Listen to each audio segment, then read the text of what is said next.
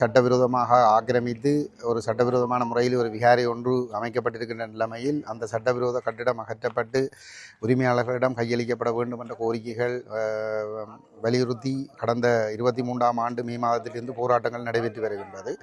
இவ்வாறான நிலைமையிலே இங்கே அந்த அதே வளாகத்துக்குள் மீண்டும் ஒரு சட்டவிரோத கட்டடம் ஒன்றை கட்டி ஒரு மண்டபம் ஒன்றை கட்டி அந்த மண்டபம் என்று திறப்பு விழா செய்யப்பட இருக்கிறது என்ற ஒரு செய்தி உரிமையாளர்களுக்கு கிடைத்த நிலைமையிலே உரிமையாளர்களும் ஊடகவியலாளர்களுக்கும் அந்த தகவல்கள் கிடைத்து உரிமையாளர்கள் இதற்கு எதிராக ஒரு போராட்டம் ஒன்றை ஏற்பாடு செய்திருந்தார்கள். அந்த அடிப்படையிலே இன்று இந்த போராட்டம் நடைபெற்று கொண்டிருக்கின்றது. காலை 6:30 மணியிலிருந்து ஆரம்பமாகி நடைபெற்று கொண்டிருக்கின்றது.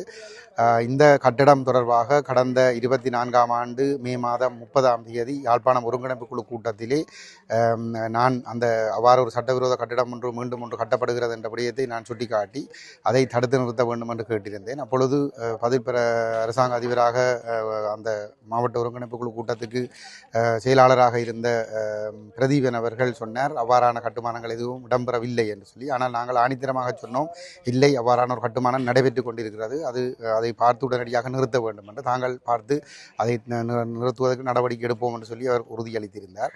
ஆனாலும் அதற்கு பிற்பாடு அதே கட்டடம் தொடர்ச்சியாக கட்டப்பட்டு அது பூர்த்தி செய்யப்பட்டு இன்று திறப்பு விழா என்ற அளவுக்கு வந்திருக்கிறது. அந்த தகவல் கிடைத்த நிலைமையிலே உரிமையாளர்களால் இன்று இந்த போராட்டம் முன்னெடுக்கப்படுகின்றது. இந்த திறப்பு விழாவிலே இராணுவத்தினரும் போலீஸ் உயர் அதிகாரிகளும் இங்கே கலந்து கொண்டிருக்கின்றார்கள்.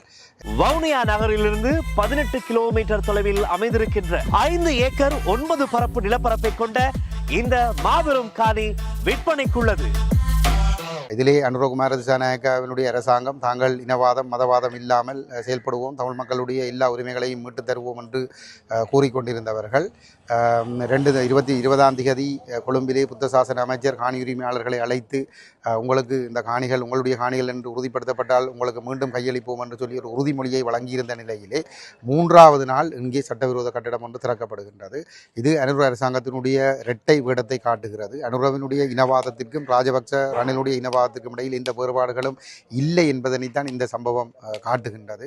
அதுவும் குறிப்பாக அனுரகுமார திசாநாயக்க தலைமையில் இருக்கக்கூடிய முப்படையினரும் இந்த சட்டவிரோதமான கட்டுமானத்துக்கு ஏற்பாடுகளிலே முழுமையாக ஈடுபட்டிருக்கிறார்கள் என்று சொன்னால், வடமாகாண பிரதி போலீஸ் அதிபர் இந்த திறப்பு விழாவிலே கலந்து கொண்டிருக்கிறார் என்று சொன்னால் அனுரவருடைய அனுமதி இல்லாமல் அது ஒருபொழுதும் நடந்திருக்க முடியாது. ஆகவே இவர்கள் சர்வதேச சமூகத்துக்கு ஒரு முகத்தையும் தமிழ் மக்களுக்கு ஒரு முகத்தையும் காட்டிக் கொண்டிருக்கிறார்கள். இந்த சம்பவத்தை நாங்கள் மிக வன்மையாக கண்டிக்கின்றோம். இந்த கட்டுமானங்கள் அனைத்தும் அகற்றப்பட்டு இந்த காணிகள் இந்த மக்களிடம் ஒப்படைக்கப்பட வேண்டும். குறிப்பாக ஐக்கிய நாடுகள் மனித உரிமைகள் கூட்டத்தொடர் நடைபெற்றுக் கொண்டிருக்கின்ற பொழுது புத்த சாசன அமைச்சர் காணி உரிமையாளர்களை அழைத்து அவர்களோடு ஒரு சமரசம் பேசி நல்லிணக்க தீர்வு ஒன்று காண முயற்சிப்பதாக ஒரு தோற்றப்பாட்டை உலகத்திற்கு காட்டுவதற்கு அந்த சந்திப்பை அவர் மேற்கொண்டிருக்கின்ற நிலைமையிலே அவர்கள் இரகசியமாக இங்கே இந்த திறப்பு விழாவுக்கும் திறப்பு விழாவை நடத்தி கொண்டிருக்கின்றார்கள். ஆகவே இந்த விடயத்திற்கு நாங்கள் எதிர்ப்பு தெரிவிப்பதன் மூலம் அரசு நேர்மையாக செயல்படவில்லை, இனவாதமாகத்தான் செயல்படுகிறது, இந்த அரசு மீது எந்த நம்பிக்கையும் இல்லை என்கின்ற ஒரு செய்தியை தெளிவாக சர்வதேச சமூகத்திற்கு தெளிவுபடுத்துவதோடு சர்வதேச சமூகம் இலங்கை மீது அழுத்தங்களை பிரயோகித்து இந்த சட்டவிரோத கட்டுமானங்களை அகற்றவும் இந்த காணிகளை உரிமையாளர்களிடம் பெற்றுக் கொடுக்கவும் நடவடிக்கை எடுக்க வேண்டும் என்பதுதான் இந்த போராட்டத்தினுடைய நோக்கமாக இருக்கிறது. எங்களுடைய தலைவர் கஜேந்திரகுமார் பொன்னம்பலம் அவர்கள் இந்த மனித உரிமை ஆணைக்குழுவுக்கு கொடுத்த முறைப்பாடுகள் அனைத்தும் கிடப்பில் இருக்கின்றன. மனித உரிமைகள் ஆணைக்குழுவும் ஏமாற்றுகிறது என்கின்ற ஒரு விடயத்தை காட்டமாக விமர்சித்த நிலைமையில்தான் இந்த ஐநா மனித உரிமைகள் கூட்டத்தில் நடைபெறுகின்ற நிலையிலே தவிர்க்க முடியாமல் கொழும்பு மனித உரிமைகள் ஆணைக்குழு அந்த விடயத்தை விசாரணைக்கு எடுத்து எங்களை அழைத்திருந்தது. பலாலி போலீசாரும் அங்கே வந்திருந்தார்கள். அங்கே அவர்கள் எங்களுடைய குற்றச்சாட்டுகளை ஒரு நேர்மையான ஒரு பதில்கள் இதனையும் வழங்கவில்லை. அவர்கள் சாட்டுப்போக்குகளை சொல்லுகின்ற ஒரு போக்கைத்தான் அங்கே வெளிப்படுத்தியிருந்தார்கள். நாங்கள் எங்களுடைய தரப்பு நியாயங்களை நாங்கள் தெளிவாக பதிவு செய்திருக்கிறோம்.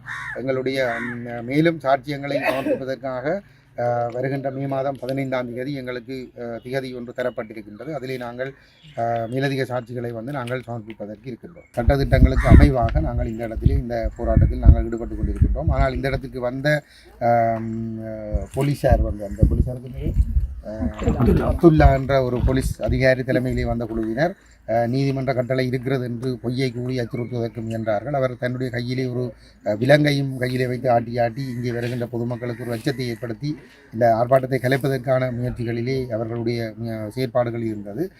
இருந்தாலும் நாங்கள் சட்டத்திட்டங்களுக்கு அமைவாக நாங்கள் வீதியூரமாக நின்று இந்த சட்டவிரோதமாக இன்று நடைபெற இருந்த இந்த செயல்பாடுகளுக்கு எதிராக நாங்கள் இந்த எதிர்ப்புகளை காணி உரிமையாளர்களோடு சேர்ந்து வெளிப்படுத்தி இருக்கிறோம். பொதுமக்களோட பிரச்சனை அதை மாற்றப்பட்டதற்கு இணங்க அமைவாக அரசாங்கம் வந்து ஒரு இக்கட்டான நிலைமைக்கு தள்ளப்பட்டு எங்களை வந்து கலைப்பதற்கான சந்தர்ப்பம் ஒன்று வழங்கியிருந்தார்கள். அதை எட்டி நாங்கள் 20ஆம் தேதி கொழும்புல போய் பௌத்த சாசன அமைச்சரோட அவரோட கலந்துரையாடல் காணி உரிமையாளர்கள் மேற்கொள்ளப்பட்டது.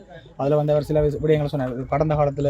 கடந்த அரசாங்கத்தில் அவங்க இருக்கும்போது செய்யப்பட்ட விஷயம், நாங்கள் இதுக்கு ஒரு தீர்வு தருவோம் என்று சொல்லி ஒரு 100% நம்பிக்கையை எங்களுக்கு ஏற்படுத்தி நாங்கள் வந்து 2 நாளாக இல்லை, அதுக்கிடையில் இந்த பில்டிங்கை ஒரு புது பில்டிங் ஒன்றை கட்டி ஒரு கட்டடத்தை அமைச்சு அதை திறந்திருக்கிறன்றது எங்களுக்கு மன வருத்தத்தையும் அவங்கள இருக்கிற நம்பிக்கையும் வந்து குறைச்சி கொண்டு போகுது வழியே.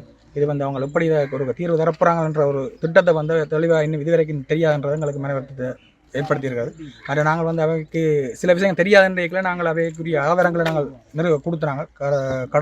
கடந்த காலங்களில் இருந்த பிரேச வேலை வந்து தீர்மானங்கள் நிறைவேற்றப்பட்டு அதற்குரிய கடிதங்கள் அனுப்பப்பட்டு அந்த கடிதங்களுக்குரிய பதில் கடிதங்கள் கூட ஜனாதிபதி செயலகம் பிரதமர் செயலகத்திலிருந்து தடுத்த நிறுத்த சொல்லி அந்த கட்டிடத்தை வந்து தற்காலிகமாக நிறுத்தி அதுக்குரிய ஆய்வு அறிக்கையை சமர்ப்பிக்க சொல்லி அங்கிருந்து அறிக்கையாக வந்ததை கூட பொருட்படுத்தாமல் இராணுவத்தின் அனுமதியோட இராணுவத்தின் பங்களிப்போடு இந்த வேலையை கட்டி மேலும் கட்டிடங்களை இதில் கட்டி கொண்டு போகிறது வந்து ஒரு கீழ்த்தரமான செயல் என்றதை தான் நான் இதில் கூறிக்கொண்டு மற்ற வந்து இதுக்குரிய நடவடிக்கைகள் வந்து எங்களுக்கு ஒரு திருப்திகரமாகவே சொன்னது.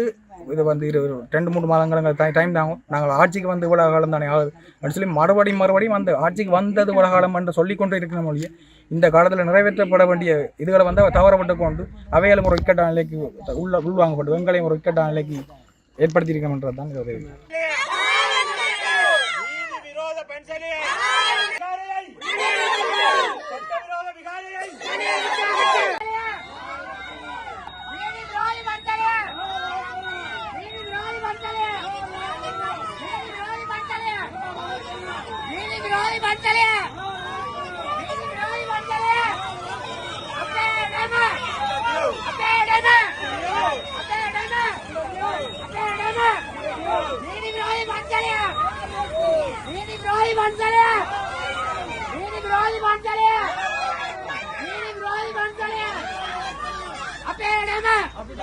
Apa